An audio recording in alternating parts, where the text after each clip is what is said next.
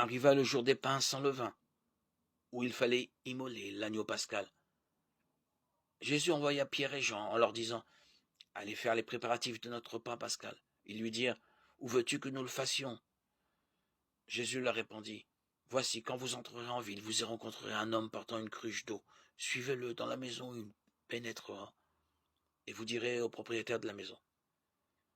Le maître te fait dire « Où est la salle où je pourrai manger la Pâque avec mes disciples ?»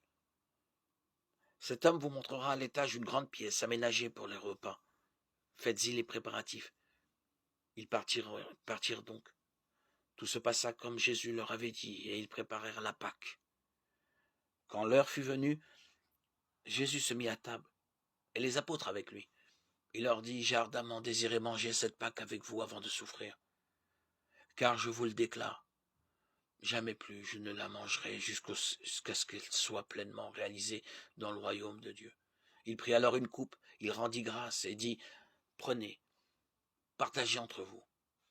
Car je vous le déclare, jamais plus, désormais je ne boirai du fruit de la vigne jusqu'à ce que vienne le règne de Dieu. Puis il prit du pain. Après avoir rendu grâce, il le rompit et le leur donna en disant, ceci est mon corps donné pour vous. Faites cela en mémoire de moi.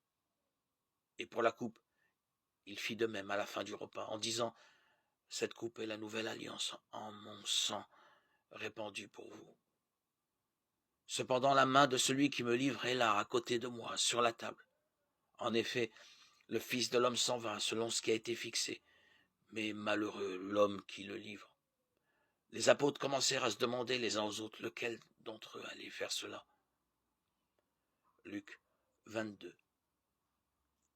7, 23.